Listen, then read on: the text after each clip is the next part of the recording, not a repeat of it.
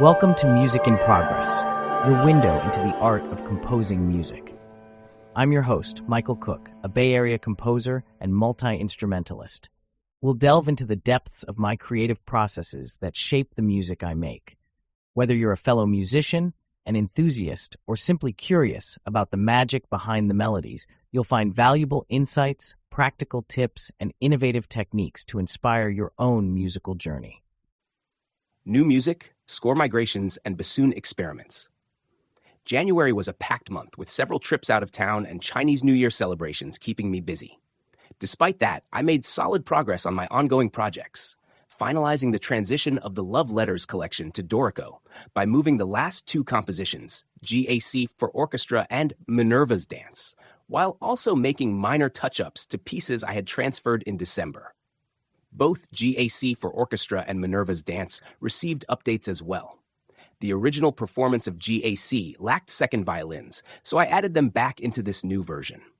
For Minerva's Dance, I transcribed an optional soprano saxophone solo from the original piece that had been missing from the finale version and adjusted a few key signatures.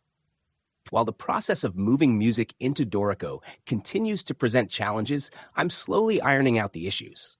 I even created a video documenting some of the problems I encountered while transferring Minerva's Dance. New circle music for bassoon. Alongside these score migrations, I started work on two new solo circle music pieces, one for alto saxophone and another for bassoon. The alto saxophone piece is still in the early experimental stages with only rough notes completed. However, the bassoon piece is much further along. This composition heavily incorporates multiphonics, a technique the bassoon handles beautifully and one I enjoy playing. I also have a particular fondness for the sound of low A-flat on the bassoon, so I knew that note had to be a central element in the piece.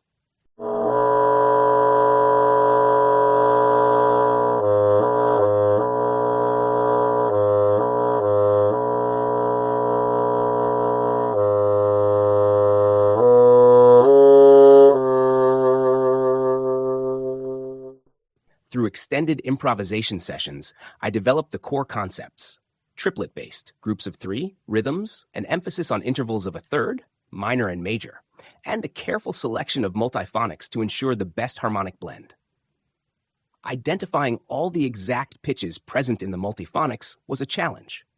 I spent considerable time analyzing and refining phrases, improvising repeatedly to determine which ideas worked best together. Some lines were designed to function as low-end bass lines in a group setting, while others were shaped to allow for more open, spacious phrasing suitable for accompaniment. I also focused on how phrases should end, as the final notes are crucial for linking sections smoothly. To ensure strong phrase connections, I decided I needed some that landed on F-sharp and E-flat, as these notes connect well with A-flat, B, G, and B-flat, all of which are important to the work's harmonic structure. I've developed several phrases that meet this need, but I still feel I could use a few more to round everything out. The circle music writing process. Writing these solo circle music pieces follows a particular workflow. After settling on key musical directions, such as the intervallic focus or rhythmic motifs, I begin with free improvisation to generate raw material. From there, I shape structured phrases based on those improvisations, testing them to see how well they work together. Does the piece have enough variation? Do the phrases complement each other? Do they emphasize the intended musical themes?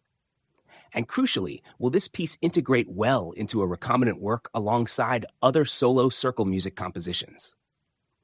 This process involves a lot of trial and error, playing through phrases repeatedly, letting them sit for a few days, then revisiting them with fresh ears.